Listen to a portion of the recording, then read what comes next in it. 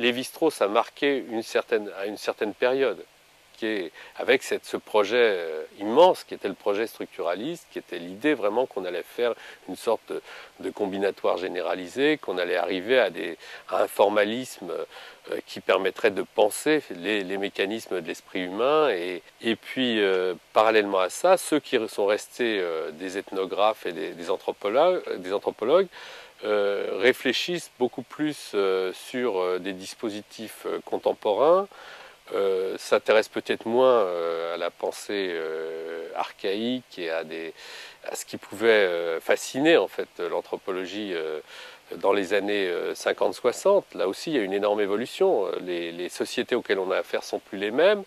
Et dans ces conditions, bien sûr, on ne va pas travailler exactement de la même manière. Donc on va chercher aussi d'autres éléments de réflexion théorique.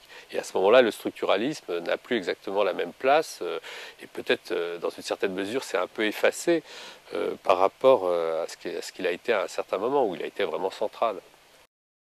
Je pense que ça implique de la part des anthropologues un énorme effort de renouvellement. Et c'est vraiment d'ailleurs l'une des questions qui est posée à l'anthropologie française. Ou alors on fait une anthropologie muséale.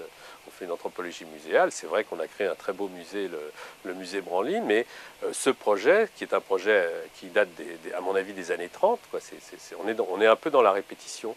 Si c'est ça l'anthropologie, j'avoue que là, on se situe, à mon avis, presque en deçà de ce qu'a pu apporter Lévi-Strauss. Parce que je pense que, justement, par rapport à tous ces projets muséaux et tout ça, Lévi-Strauss a complètement décollé. Il a essayé de penser autrement et de ne pas simplement s'inscrire dans une espèce de vision de l'archaïsme. C'est aussi tout ce point de vue critique qu'il a pu avoir. Et moi, je pense qu'il y a deux points de vue possibles aujourd'hui sur l'anthropologie, soit un point de vue régressif, mais sympathique, mais esthétiquement louable et qui intéresse tout un public, mais qui me semble quand même fondamentalement régressif, et puis un point de vue, je dirais, progressif, qui consiste à prendre vraiment au sérieux et à bras-le-corps les transformations des sociétés. Les sujets sur lesquels on travaille, et même les populations, les types d'objets, je dirais même les objets qui nous intéressent, ont aussi profondément changé.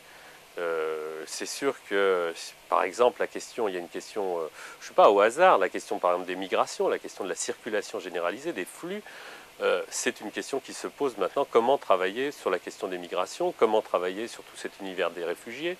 Je prends ça comme une des questions. Comment travailler aujourd'hui quand vous vous intéressez au phénomène de pouvoir on s'intéressait en tant qu'anthropologue aux sociétés sans État, au pouvoir non étatique. Aujourd'hui, on peut reprendre tout à fait cette question des pouvoirs non étatiques en travaillant sur ce qu'on appelle le supranational, le post-national, enfin toute cette espèce de, ce que j'appellerais moi le global politique, c'est-à-dire toutes ces pas seulement des organisations, mais aussi toutes sortes de représentations aujourd'hui du pouvoir qui sont liées au dépassement complet des frontières et au fait de penser, et ce qui obsède beaucoup les gens, ce sont les interdépendances, ce sont les contraintes qui viennent de l'extérieur, c'est toute cette façon aussi de se réidentifier dans un rapport assez complexe entre le local et le global. Il me semble que les générations actuelles, enfin ceux qui commencent à travailler ou qui sont encore jeunes chercheurs, viennent beaucoup sur ces terrains-là. Donc moi, je suis pas pessimiste.